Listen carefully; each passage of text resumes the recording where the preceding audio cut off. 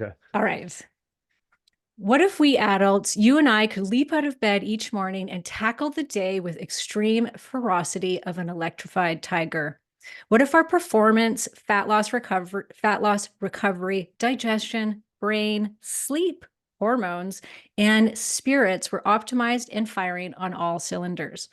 What if we all walked around like superheroes with a body like Batman's and a mind like those of the heroes of the smart drug movies, Limitless and Lucy, and a spirit like an enlightened yogi's? What if we could speed read, memorize cards, remember the names of everyone at the cocktail party, wear any jeans you want, step onto a beach with your chest out and abs in, age gracefully with zero Botox and liposuction required, and have an intense feeling of inner peace, love, joy, happiness, and spiritual satisfaction? That, folks, is a little excerpt from my guest today, Ben Greenfield's book, Boundless, which I am in the process of reading. It is one heck of a book, so it's going to take me a while. And I have to say already, yes, I would like to be boundless. And today, Ben is going to be sharing his wisdom with us so you too can begin working your way toward being boundless. Now, I was given Ben's bio to read to you. However, reading about him in his book was really interesting. So I want to share what I've been reading about him instead of the bio I was given. So Ben was homeschooled.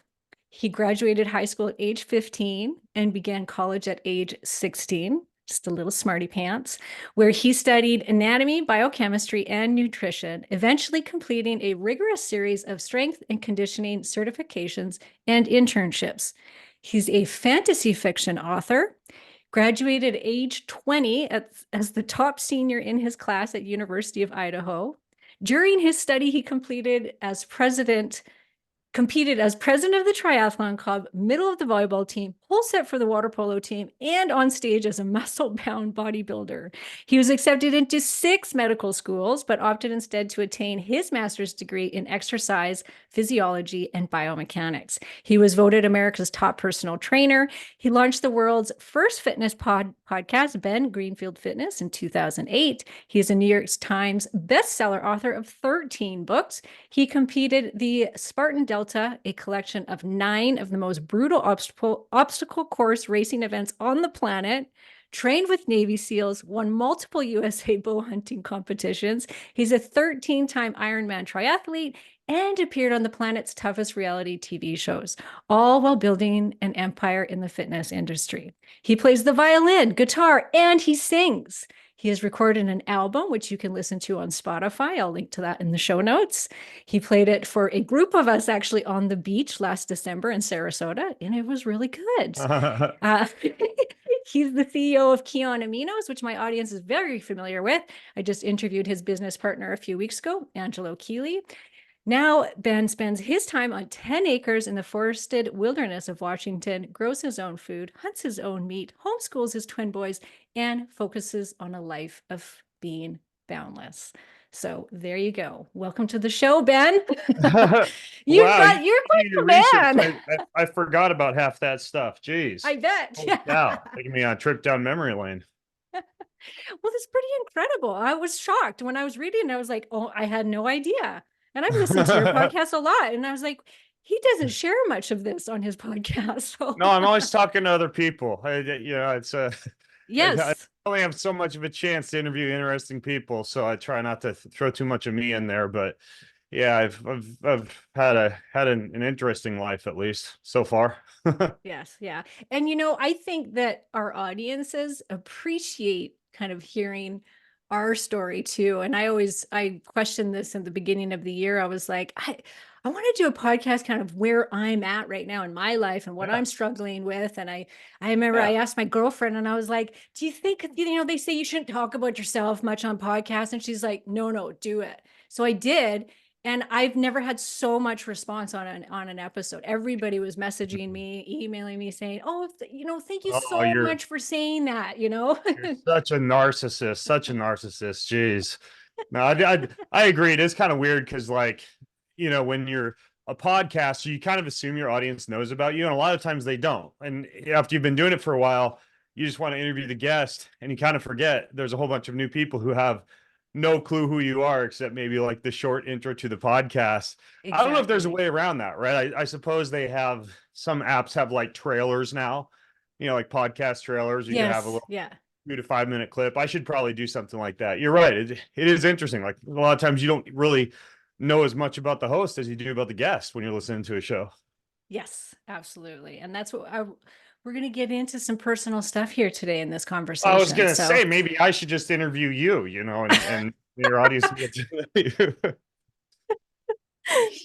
well, you'll have your chance. I'm coming on your show in Okay. May, so Oh, there you okay, go. great. You can find out about me then. Yeah, but Okay, then you have to so publish that show on your show so your I listeners get will. who you are. That could work. I Yeah. love doing that. Yeah, your podcast lady said she was going to air this on your show, which is why Oh, I chose to do oh, this gee. topic. Oh, Yeah. gee. Now I'm in the hot So seat. there, so yeah, you are. All right. So how old are you? I'm 42. I feel like I got to do like the biohacker joke and say biologically or chronologically, but yeah, I'm 42 chronologically. Okay, how old are you biologically? I'd like to know that too. Well, I mean, with the new methylation clocks and Yeah. Yeah. proteomics and epigenomics and genomics and methylation clocks, I have no clue. I've got like probably a dozen or more different lab tests on my computer. Some showing I'm like 55, others showing I'm 7 years old. So Oh, these you're aging clocks, kidding.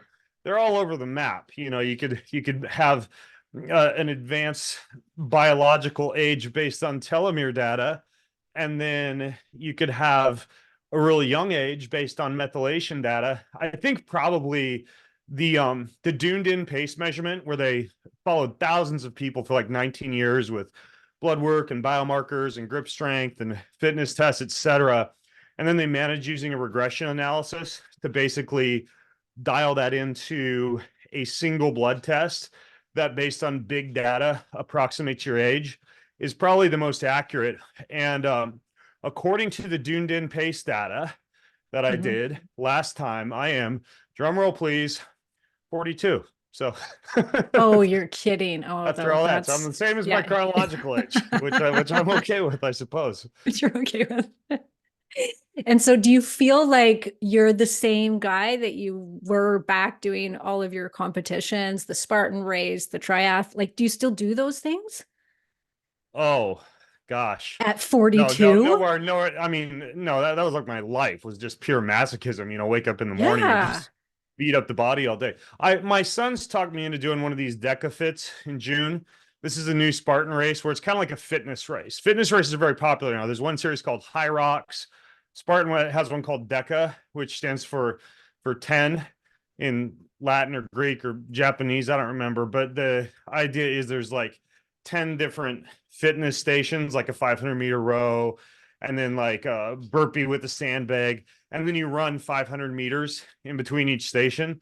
So I think it's not like an Ironman, which takes hours and hours. I think it's like a 45-minute long race. So technically, well, let me backpedal a second. I think it's healthy to always have something on your calendar that makes you a Hmm. little bit scared, mentally and Hmm. also physically.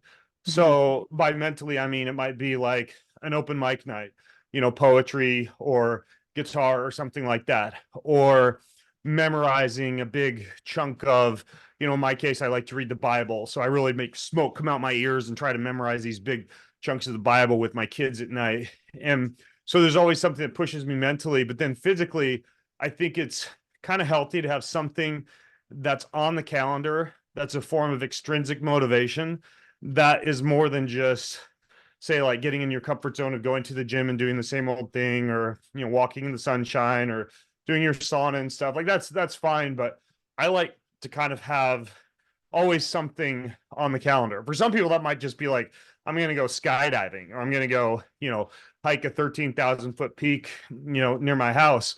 But my two this year are, I'm going to do that Spartan Deca Fit in June and August with my sons, and then they're homeschooled. They're 15, and they're also going to graduate high school here in a few months, and they want to go do not a gap year, but like Yeah. gap months. So they want to do Ireland, Iceland, and Scotland. They're like me growing up. Like they're Yeah. super into like J.R.R. Tolkien and C.S. Lewis, Yeah. and their playlist is Hence all the these like, fantasy yeah, author their writer, playlist right? is like Hans Zimmer and Lord of the Rings. So they want to go off into castle and fantasy fiction and Dragonland, but then they're gonna. I told them be back by Christmas, but it turns out they're actually gonna meet me in Poland, and we're gonna do a Wim Hof retreat together. So my two big things this year is I'm gonna do like the ice and the mountains and the cold, and then the Spartan Deca Fit. But Wait, I they're don't going take. by themselves to these countries Yeah, yeah, it's at kind of like 16. their well, I can tell you later how how I how I've kind of prepared them for that from a rites of passage standpoint. But basically, the difference now is that I'm not doing this stuff to win or to be the top dog. I'm just doing it to push myself. Whereas I used to be like super into, hey, when I toe the starting line, my plan is to be the first person across the finish line, and that was my life for a long time. But my sons, they've been working with a wilderness school since they were 6, Twin Eagles Wilderness School. And their mentor there, Tim Corcoran, who's been on my podcast a couple of times, he's great. He's taken them through a Kamana Wilderness Awareness course. They're advanced, wilderness survival experts or whatever you want, students, I suppose. And Mhm. they go off and they're in training now to be mentors for other kids. And they also did a rite of passage into adolescence when they were 13, which is like knife, wool blanket, backpack, out in the wilderness, survive, build your own shelter, find your Wow. own food, start your fire, etc. And then they're going to do the rite of passage into adulthood when they're 17, which will be a longer period of time. Again, cut off from civilization, no phones, no books, just off in the wilderness, finding yourself as a man and facing your fears. And Wow. and I've also had them do a few solo trips. Like they're part of an online school called Apogee for young men, where they're kind of like pushed with special challenges, and they meet with a mentor every Friday online. And so recently they went on a solo trip to Austin. They're going to do another solo trip to Indianapolis because they're starting a card game company, and they're going to go to a gaming expo there. But a big part of this is I've kind of like tried to make sure they've got some amount of independence and confidence with travel. I have to admit, though, for them to be gone like 5 months overseas doing the Northern Europe thing is, I guess I'm going to be waking up in the morning and checking my phone and just waiting for, hey, your kid, I don't know, fell off a boat No, or a don't say that. scooter and Cancel you're in some clear. in They'll be some fringe fine. Irish hospital or something. But it's kind of cool to see them, coming of age. Well, it's a lost art too. Like where we live, we're up in a rural area. We chop our own wood, we stack it. And compared to the kids that are living in the city that's next to us, it's like so different. And it's a lost art, that kind of thing, the survival, the getting in back to earth. And we're losing it. And But these other kids are going to be really good at Apple Vision Pro and getting lots of likes on TikTok until it gets banned. So they're carving their path too. yeah, yeah, It's like they've got both I've worlds coming in. encouraged my kids to be like present in the analog world. And even though we're not zombie apocalypse, the rapture is coming tomorrow type of folks, I think it's better to be prepared physically to be able to milk a cow and take care of a chicken and get eggs and start a fire and build a debris shelter.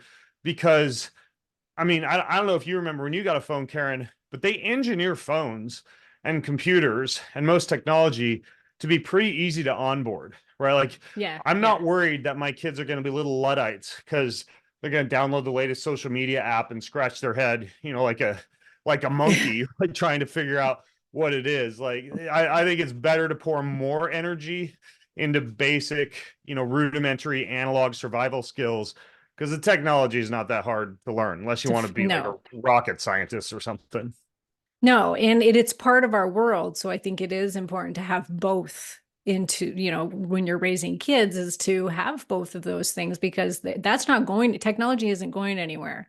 So it's like I don't they know need till to till till learn the how next to solar flare or Chinese. What enjoy. was it when they launched that balloon? It's a EMP, right? Till somebody launches an EMP, you never know.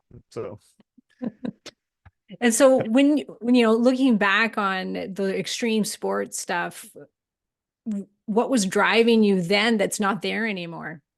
Is it just age? Like, do you just feel like, okay, I'm 40, I'm feeling it now? Or I think it's two has things. I think something one is, shifted for you?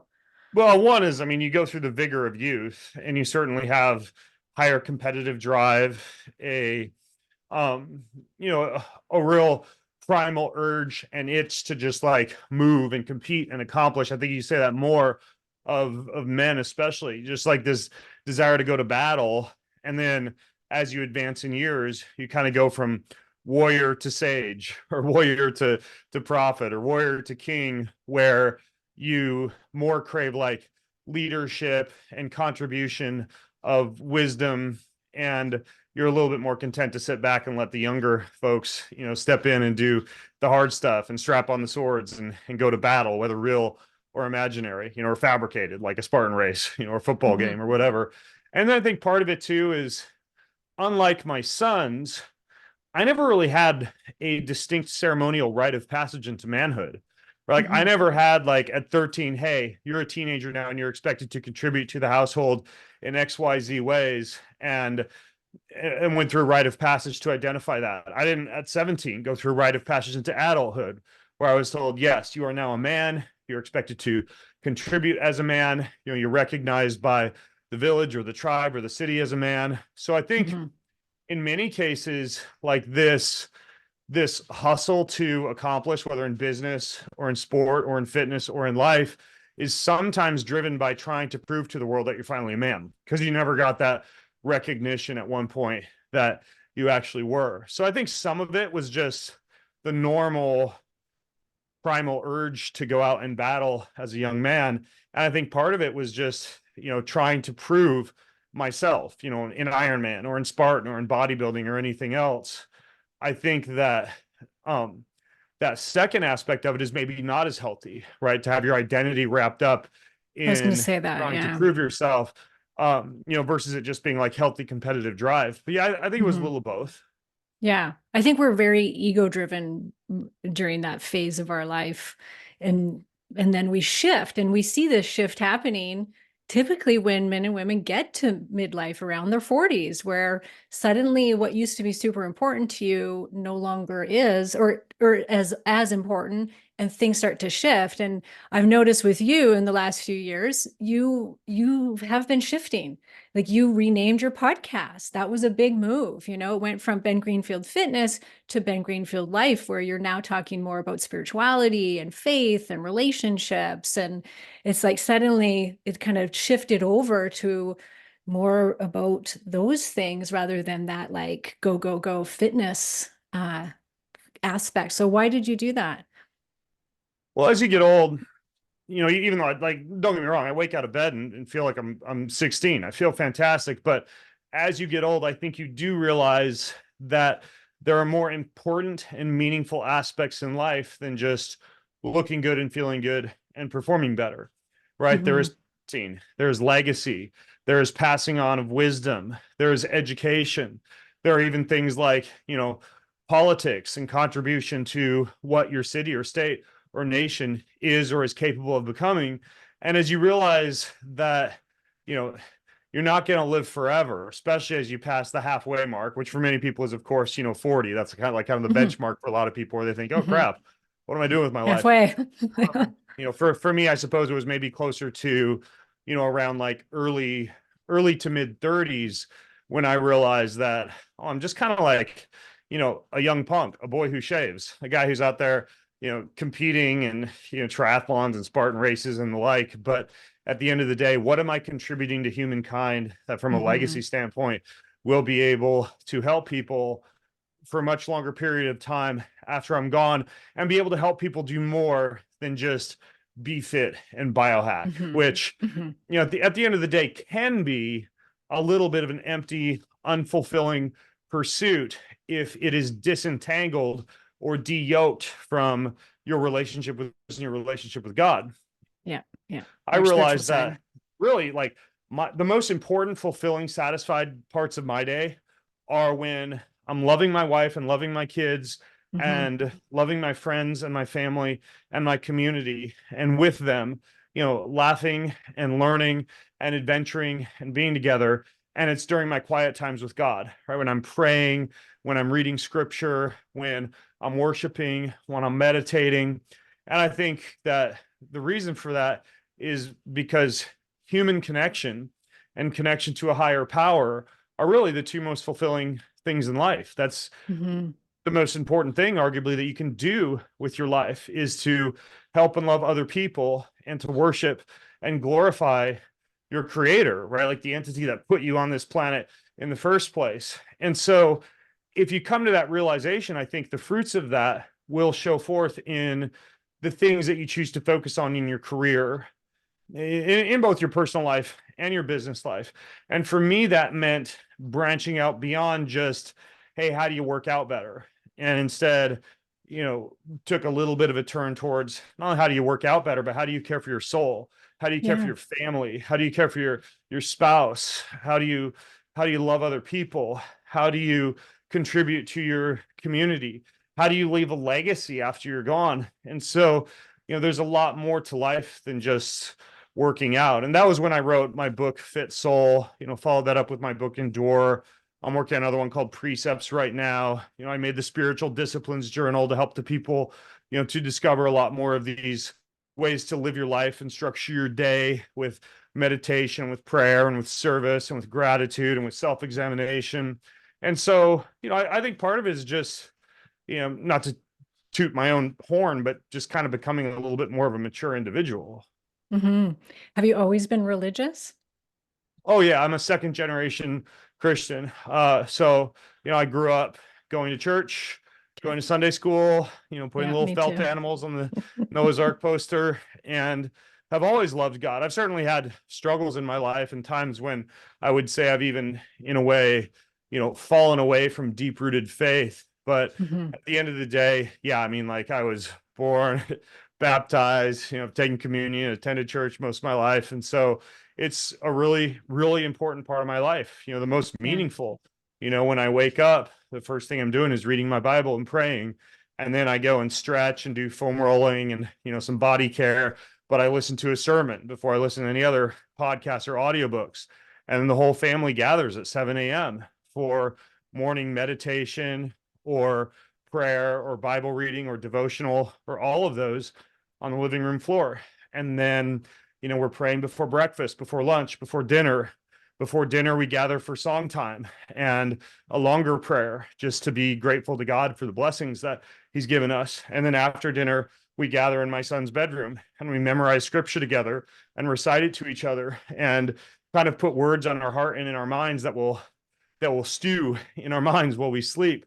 And then, best relationship tip I can give before bed every night. The last thing my wife and I do together when our heads hit the pillow is we pray. And I say it's a relationship tip because it's really hard to do something sacred like that, sacred and spiritual, when there's something between you. In the same way, that's very hard to have sex, unless maybe it's, some kind of like hardcore makeup sex or something like that, which of course, I know, can it can be good post argument, but the idea is that it's very good to have something that bookends the day with your spouse, especially in the evening, that you really can't do together unless you've made sure that everything's all right between you, that you don't have, unsaid words or unspoken words or anger or bitterness. So we pray together every night, and then wake up, rinse, wash, and repeat. And so, yeah, caring for my soul and my spirit has been something present for all of my life, but I would say, it's grown and become even more important as I've come to realize a lot of the things I was sharing with you earlier, about legacy and Mm-hmm. about wisdom and about the importance of the spirit versus the flesh. Mm-hmm. And are you open to other religious beliefs? Because I think a lot of people, they maybe can't relate with the Christian faith, but have spirituality in their life and maybe, just believe in something of a higher power, not sure what, maybe Buddha, maybe you were just in India, they have several different gods that they pray to. So are you open-minded to kind of just as long as that, like you believe that spirituality just is very, very important. Doesn't matter what Yeah, the belief system is. I mean, when you look at Dan Buettner and the Blue Zones, for example, and the fact that some form of a spiritual practice seems to be Mm-hmm. tied to longevity, and not just longevity, but happiness and Mm-hmm. satisfaction and fulfillment and connection to other human beings.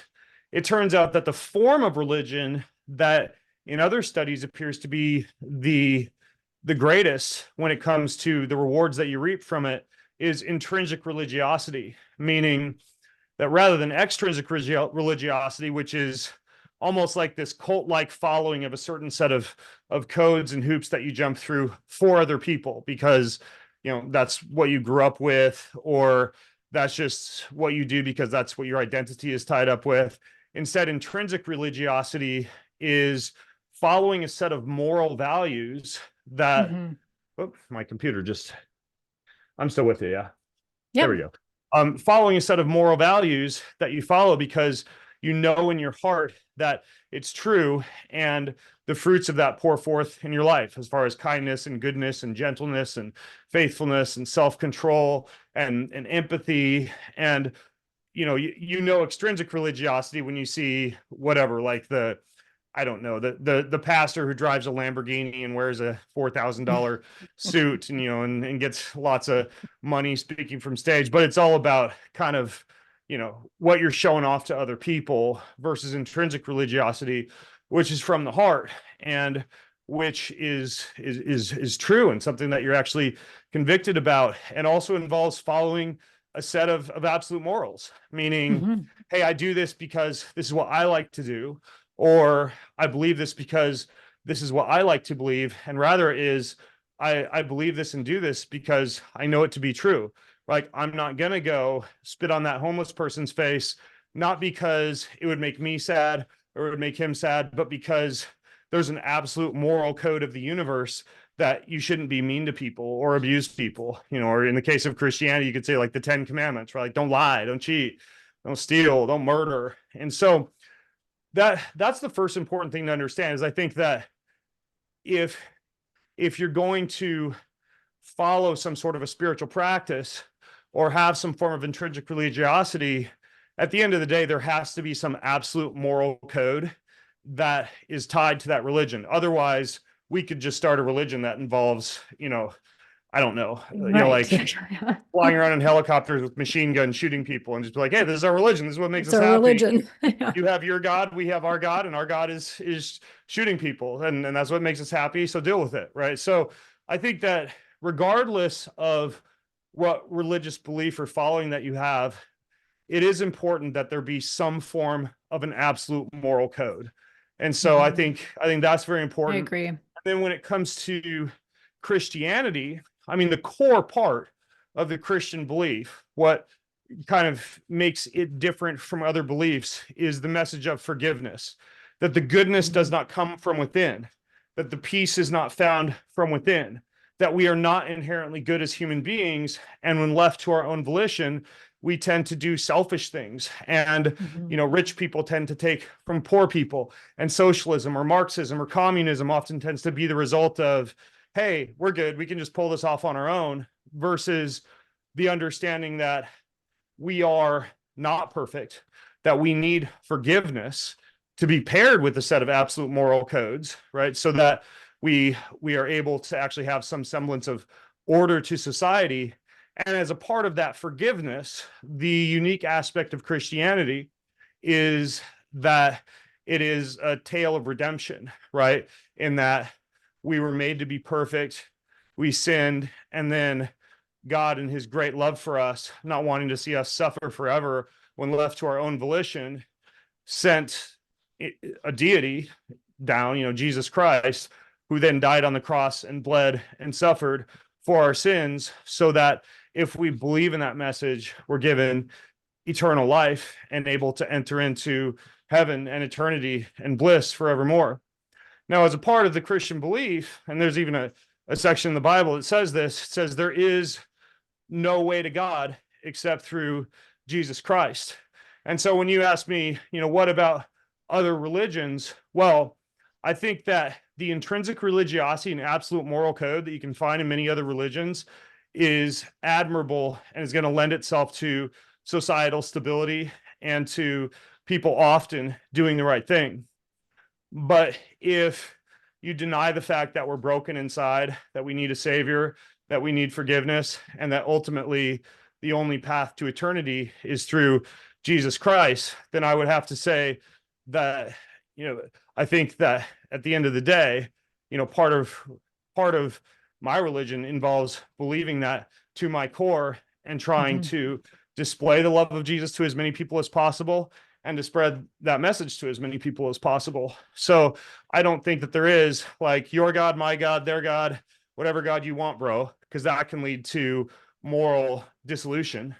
And I also believe that at the end of the day, you can't say, hey, let's have like pantheism and 3,000 different religions and it's all going to work out and we're all going to figure out our own path to happiness, because that also is basically just a twisted version of there being no absolute morality. So it's obviously a pretty deep and serious discussion. I was just thinking in my head, we could do a whole podcast on religion. So I respect other religions, and I certainly respect those that display belief in a higher power and absolute moral code.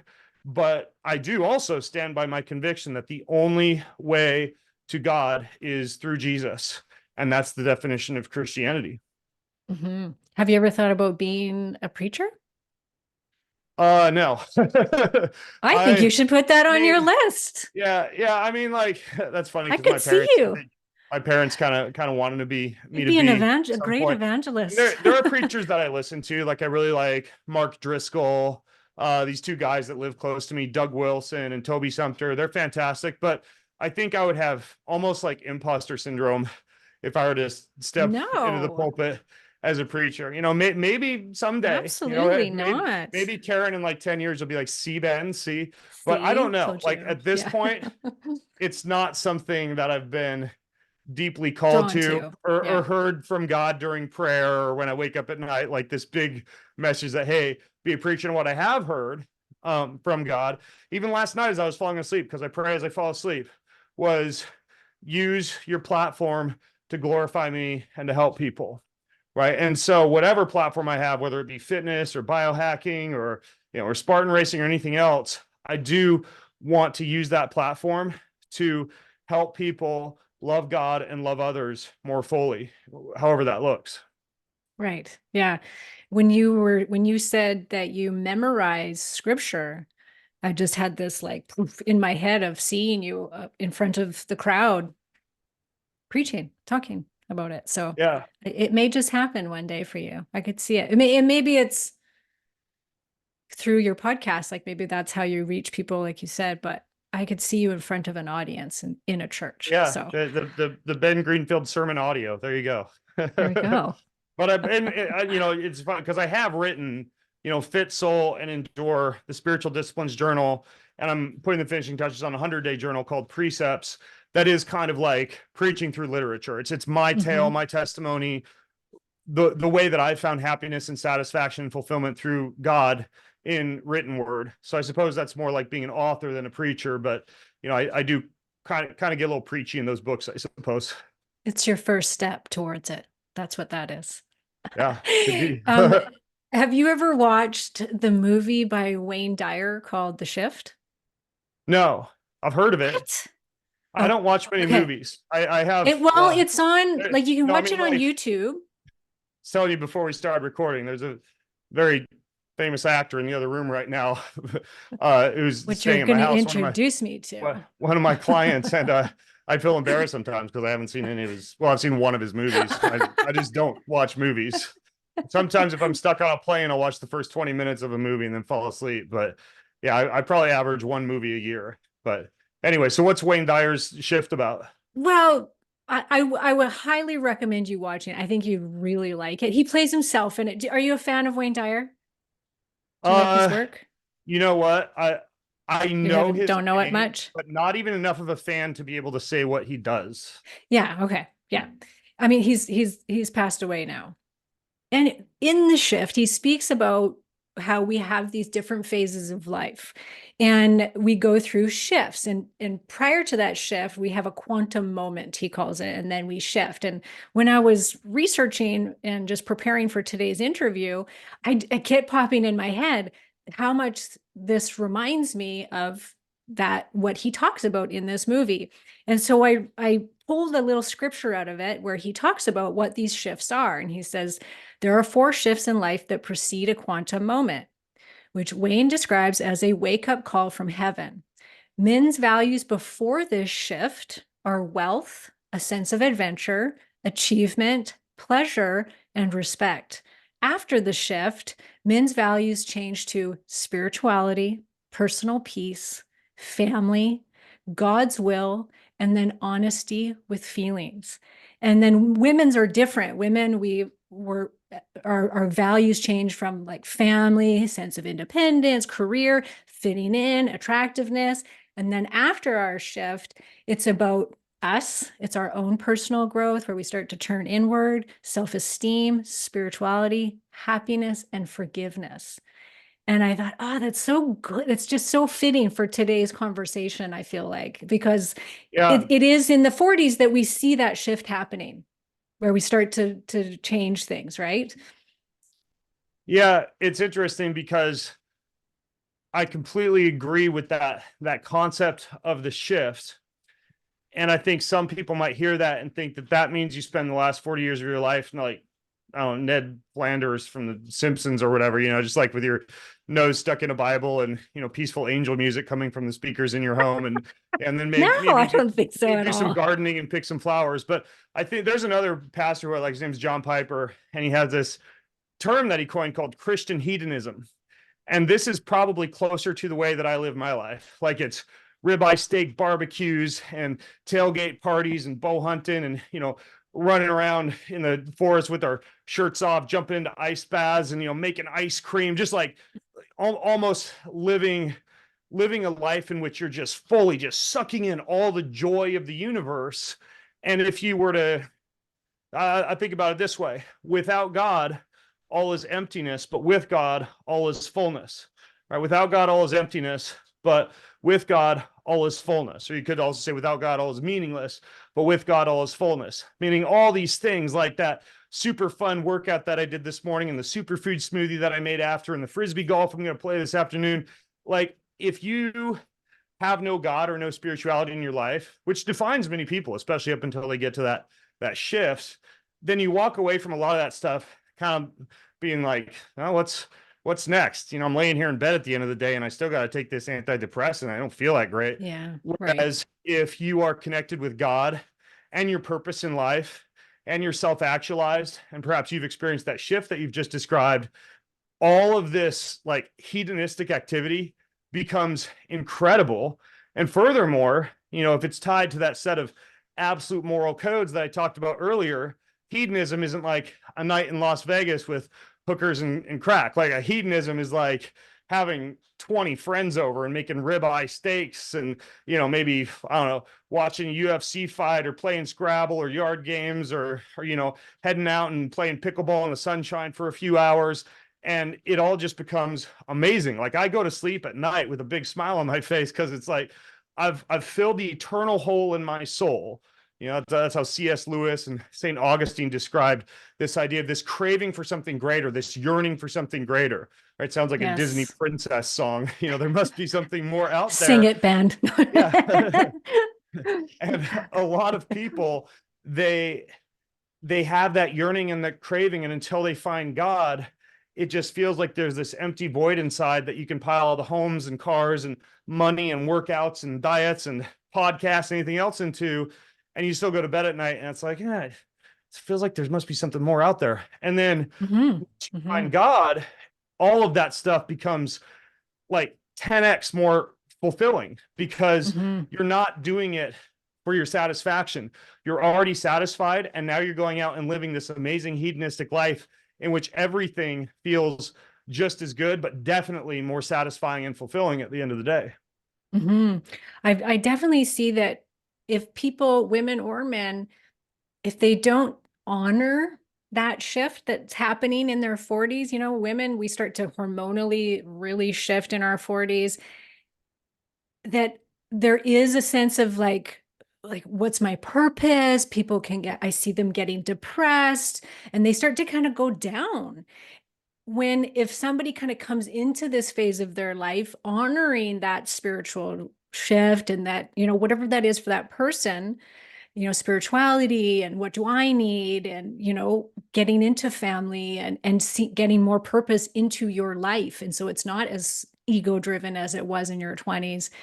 If you don't get into that, I see that people will get depressed and they get a little bit low, and they're kind of floundering around, not knowing what they're doing with their life. And it can be sad. It can be sad. And so I always encourage women and men. I mostly work with women. So women, I encourage them all the time. Like, find what you want. Like, what does your spirit need? What do you want in your life right now? Because you've just spent usually the first half of your life, figuring out family, career, marriage, all of those things, and Right. taking care of all these other people. And then now it's time for us. Like, what do we need? What do we need to fulfill our soul? And I Right. think that And it's there's really no important to look way, at. yeah, there's no way to know that unless you turn down the volume, unless you turn down the noise. Exactly. I think Yeah, that's a huge problem in our era. I mean, it sounds super old I think saying so this, too. these days, but basically, you can have a constant barrage in your earbuds or your speakers of audiobooks and podcasts, and you can sit during lunch and watch YouTube videos, and you can be on calls and fielding texts and shooting emails and filling your face with entertainment in the evening, and there's not a lot of time for silence, right? Yeah. Even that time that Self-reflection. might have been carved out for devotions or quiet time or scripture, whatever, in the morning is often through a digital device where you get halfway through and your phone's blowing up. And it's very difficult to know your purpose and identify your calling unless you carve out time for the Mhm. silence. It's like one thing I Mhm. like about that Come On, a wilderness awareness program my sons do is at least twice a week. They have like a traditional Native American style sit spot for 20 to 30 minutes outside where they're just sitting there.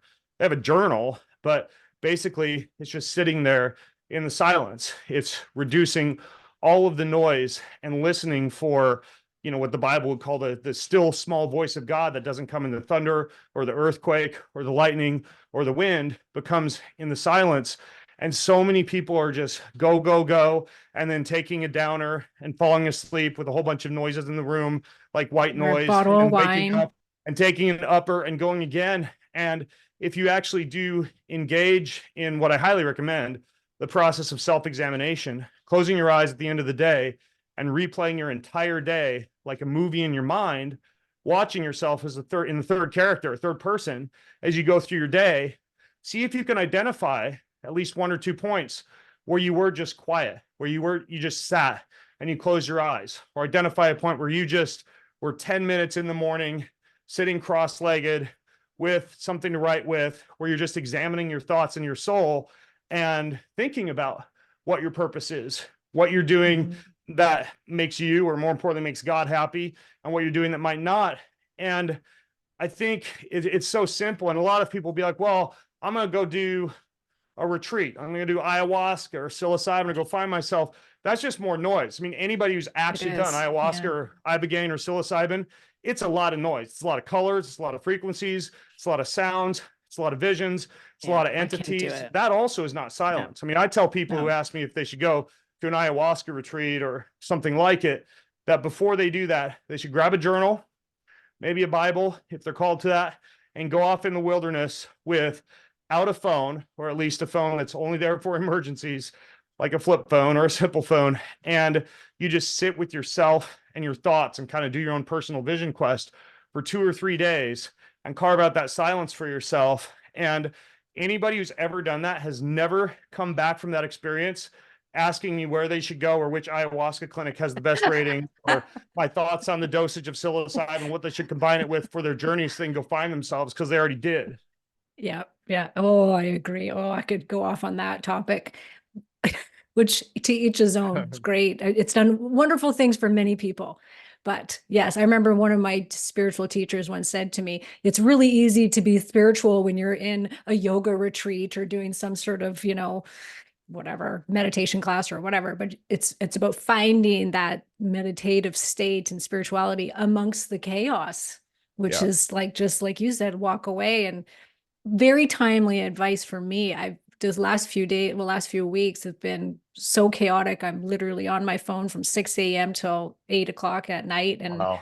it's just been so bad. And I feel it just weighs on me and it's so heavy. And I'm like, oh, this has got to stop. Like, this is not good for me. I've taken zero time to be silent or quiet because I can't even handle sitting quietly right now because my brain's going so fast. So Yeah. good advice, Ben. Good advice. I'm going to take that. I don't I'm know. going to walk Sounds like off into the woods. you just need some Valium, Karen, just some Valium.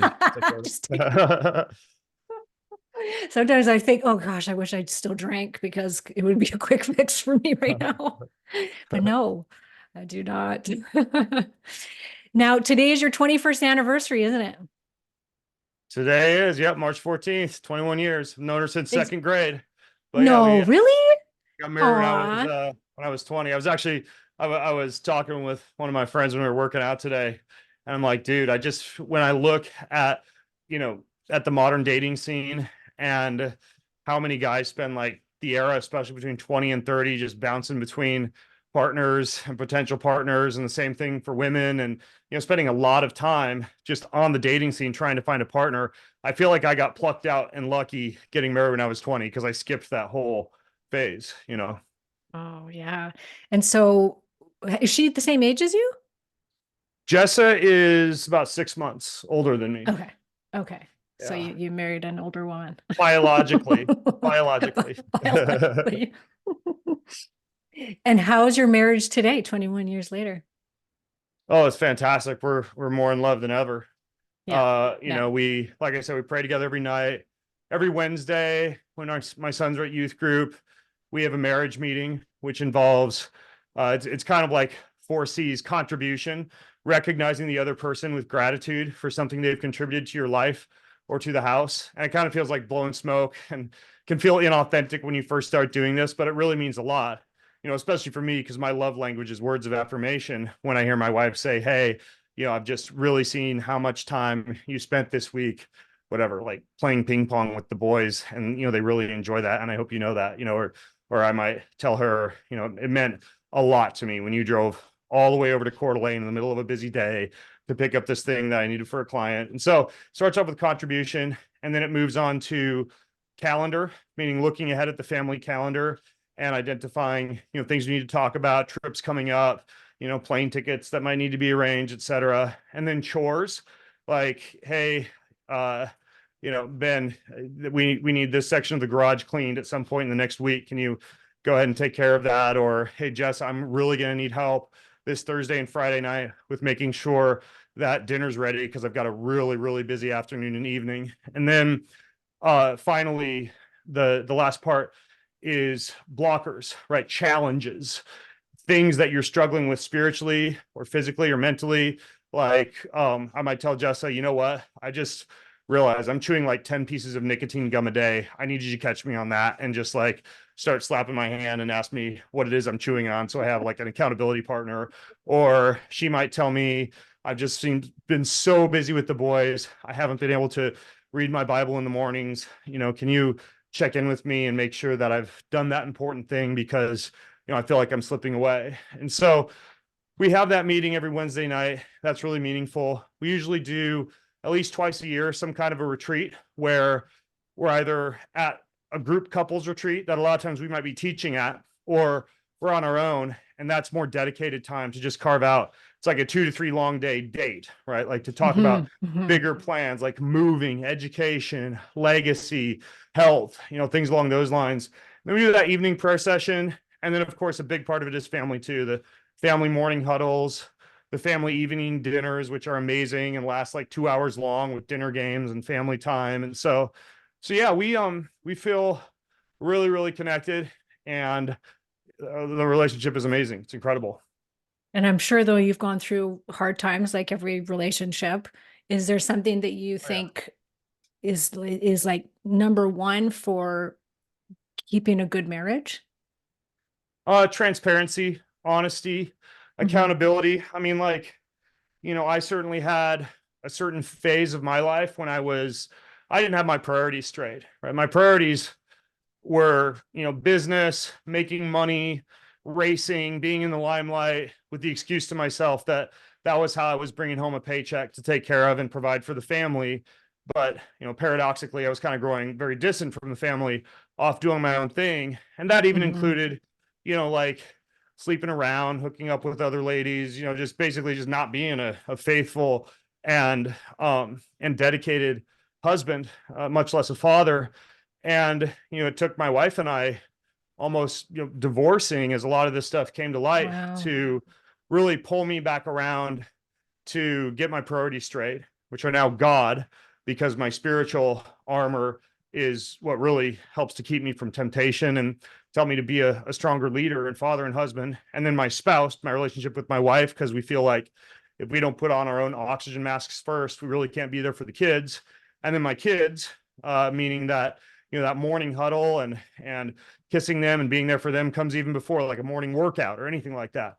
And then health, right? Then I take care of my body, which isn't a huge barrier of entry to me because that kind of aligns pretty well with my business. And then last is business. So God, spouse, kids, health, and business. And I didn't have those priorities straight for a long time. And it took nearly losing my marriage, my children, my legacy, everything I'd built and stood for to make me realize that, it's those little daily habits and rituals and routines that for better or worse, right, whether present or absent, are going to really have an impact on the quality of your relationships and your family and your life. And, so even for me now, when I travel, I'm a lot of times by myself, right? There are temptations, and I certainly have codes and routines that I follow, right? Like I call my wife every night about 9:30 from bed, like laying in bed, and we chat, and it's obvious I'm not out fooling around. And so we have evening video calls when I'm traveling. I turn to my Bible a lot, even like those little Gideon Bibles in the hotel room when I feel like I might want to check out a little bit more of that Instagram channel where, some gal has a low cut top or something that I know could pull me into like worse and worse stuff. There's something almost magical about like picking up the Bible and reading it, because all of a sudden all that other stuff feels really dirty, right? And really objectifying to women. And you start to think about just like all the nastiness of all that and how you're contributing to that industry if you partake in that or support it. And then like a big one for me is empathy, right? When I'm talking with, let's say, like an attractive woman at a bar, at a conference, or I'm like sharing an Uber, like back to the hotel with, a couple of women or something like that, I think, well, gosh, like, what would I think if I look down like in a made up movie where my wife's doing the same thing? Like, how would I feel inside if I were just like walking in a room, my wife was there just like chatting up and laughing and slapping on the shoulder some, hunk at a bar, or hopping into a car and driving off into the darkness with a couple of dudes? Or, last time I was in Austin, some guy texted me and asked me, if I wanted to join in for a threesome. And then I was like, gosh, what would I think if I walked into the room and my wife was having a threesome? I would like throw open my mouth. And so like a lot of it is all just kind of think about when I'm traveling, acting the way that I would want her to act, and not doing something that if she were doing the same thing would not disappoint me or make me feel, upset. So that's really big for me as well. So it's transparency, honesty, accountability, and communication, especially when I travel. It is reading the Bible, which is like the magic secret cheat code for just keeping you in line. If you grab it, it's just like keeps you from doing a lot of other things. And then empathy, like always asking myself, okay, if my wife were doing this right now, would I feel really good about that? And if not, it's like a check to myself. And sometimes it means I'm walking away from a conversation that I know could lead to something else, or, passing up, saving a little bit of money on an Uber or a taxi somewhere because I know I probably shouldn't be in that car alone with somebody, and so yeah, those are a few of the things I do, which especially come in handy with as much as I travel. Oh, I really appreciate your honesty on that, because I don't think there's too many people out there that would even admit to having the temptations, and they're a reality. Every single human being is going to have those, no matter how great your marriage is. I mean, that's part of the We're byproduct of human. taking care of yourself and being healthy and having high libido and having stem cells injected into your dick and everything else that I've done. It's like, part of that is also, it means that, I've got a lot of libido and a lot of temptations as a 42-year-old guy. And I got to, kind of learn how to manage that the same way that you'd tame a stallion. Yeah, yeah. Well, let's talk about libido, okay? 21 years of marriage, we know that, sex life can get, a lot of people's sex life starts to go down the longer you're married for. Obviously, you have a great sex life. And I've heard you recently, actually, I think it was on Instagram, talking about the fact that you and your wife schedule sex in, and you were saying, like, people think that's weird, but we schedule it. And I'm like, I do too. I do too. We've been scheduling our Yeah. sex for probably 10 plus years now. And it's fantastic. It does not take away from the romance at all. If anything, it goes towards it. But that was part of your advice for a good sex life, was making sure that it was scheduled in. Oh yeah. I mean, and that doesn't mean there's not some periods of time where, just Or creative flow spontaneity. Yes, of arises and, course. strike while the iron is hot. But yeah, we definitely usually know, like, early on in the day, when that night we're like going to make sure dinner starts on time. And the boys, we get up with the boys in their bedroom by like 8:30 and get them taken care of, whether they're going to stay up later or not. We make sure we're done with our time with them. And then, the bedroom's clean and the lights are on and it smells nice and we have our cool underwear on and, all the things that you think about Cool leading underwear. up to that night. And so, yeah, we definitely, I think a lot of people wonder, well, how often do, like, couples who have been married a long time have Yeah, sex? what's And, it normal? Yeah. varies. Like, Yeah. sometimes I'll come back from a trip and I'm exhausted and people think, oh, you just, grab your spouse and go at it when you've been gone for 2 weeks. Sometimes I'll come home for a trip. We don't have sex for like a week just because I'm knackered and I've got circadian rhythm disruption. I'm catching up with a bunch of stuff. And then there's some weeks where we're at it like jackrabbits in the evening and the morning, like 6 days in a row. And I think we probably average having sex about 3 times a week. And usually a couple of those times are like planned, scheduled, etc. And I'll admit that another one of those times is when I just basically won't get out of bed in the morning until we get it on, because I wake up horny and she doesn't, and sometimes it takes a little while to get things going. Yeah, I think that scheduling it can be really helpful around like the stress of sex for women. Women and men usually don't see eye to eye on how much they want to have sex. And so I think scheduling it kind of takes that pressure off of women, where because they know, like, okay, if Friday's the day that we always have sex, you can kind of prepare for that. And you know that your husband's not going to be like poking at you at all other times to try Yeah. and get it on. So Yeah. it And just it kind of it's takes good a for a build relief up off too. a woman, I think. And for Yeah. men, I'm sure too. There's men that don't have great Yeah. sex drive too. And But I mean, everybody knows, like, when you go on vacation, part of the fun of it is like planning and preparing and thinking about it for the 3 months up until you leave. And sex is the same. It's like when you're having sex that night, you've got a good date night that night with your significant other. It's like the whole day kind of like has this cool anticipatory effect to it. And I think it's yes. even better. So Yeah, yeah. yeah. I was just planning a mastermind with my mastermind group of women, and we're all on this thread together online, and everyone's like, well, how about Friday, such and such day? And then two of the girls jump in. Oh, that's Karen's sex day. Karen, what time do you have sex? They know your sex Oh, day. I love that That's funny. we're planning this around Karen's sex schedule. Yeah. Thanks, ladies. Yeah. But I really honor it, and I make Yeah. sure that nothing is scheduled, and I think that that's really important to do, especially as you get, farther into relationships, is Yeah. you got to make sure that you pay attention to that, because it can get to the wayside, especially if your kids are little and you've got jobs and you're running around, like Yeah. that is pushed aside a lot.